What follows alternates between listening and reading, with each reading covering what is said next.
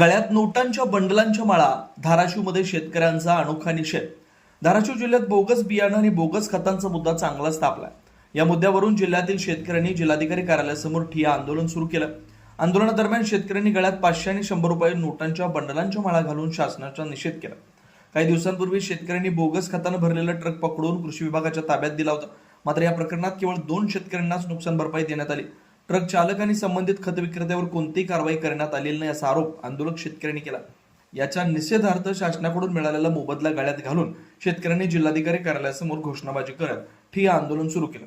जोपर्यंत सर्व शेतकऱ्यांना न्याय मिळत नाही तोपर्यंत आंदोलन मागे घेणार नाही अशी भूमिका आंदोलनकर्त्यांनी घेतली आहे. आमचं म्हणणं एकच आहे, प्रामाणिक म्हणणं आहे आमचं. धाराशिव जिल्हा म्हणजे ही दुष्काळी जिल्हा आहे महाराष्ट्रातला. पहिला मुद्दा म्हणजे आमचं बियाणं आणि खात. आम्ही 18 तारखेला एक खात घेऊन आलो, शेतकरी राजा. ही खात इथं बनावट आणलो. बनावट खात आल्यानंतर त्यांनी शॅम्पल काढले, त्यांचा पुण्याचा रिपोर्ट आला. 1 महिना व्हायला आला, तब्बल उद्याच्या 18 तारखेला महिना होतोय. मग त्यांनी काय म्हणतात, तुम्ही जेवढे घेतलात पोते तेवढं नुकसान देतो, आणि नुकसान दिलेत आम्हाला. काही नुकसान कृषी अधिकारी म्हणतात तुम्हाला नुकसान भेटत नाही, तुम्ही कुठेही जावा. कारण गेल्या वर्षी असंच झालं.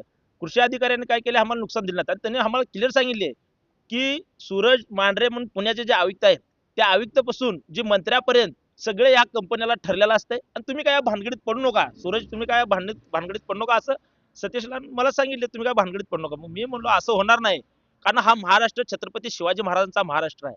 ज्या टायमाला अन्याय होत होता, मासाहेब जिजाऊने आवाज उठवला आणि आपल्या छत्रपती शिवरायांना घडविल्या. आणि छत्रपती शिवाजी महाराजांनी अनेक मावळे तयार केले. त्या मावळ्यातले मावळ्यात आम्ही काय मागं हटणार नाहीत. जोपर्यंत शेतकऱ्याला खाताचे पैसे डुप्लिकेट आणि ती बियाण्याचं जेवढं धाराशिव जिल्ह्यात, हीच बी नाही, जेवढं धाराशिव जिल्ह्यात भोगस आहे अख्ख्या महाराष्ट्रात आहे, त्यांनी रिकामे पिशव्या घेऊन इथं कलेक्टर ऑफिसला यायचं आहे, तोपर्यंत आम्ही इथं उठत नाही.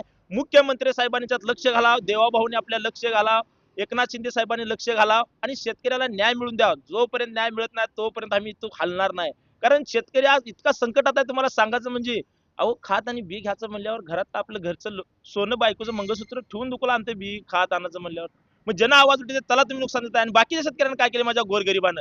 त्याच्यामुळे माझं सांगण्याचं, देवाभाऊ असतील, एकनाथ शिंदे साहेब असेल, कृषी मंत्री असतील, त्यांना माझं सांगण्याच्यात लक्ष घाला आणि माझ्या शेतकऱ्याला न्याय द्या. तोपर्यंत आम्ही उठणार नाही. आणि सर्व शेतकऱ्याला सांगतो, रिकाम्या पिशव्या जेवढ्या तुमच्या भोगस बियाच्या असलेल्या ती पिशव्या घेऊन कलेक्टर ऑफिसला तुम्ही धाराशिवला या. आम्ही तोपर्यंत हलणार नाही. जोपर्यंत न्याय मिळत नाही तोपर्यंत उठणार नाही.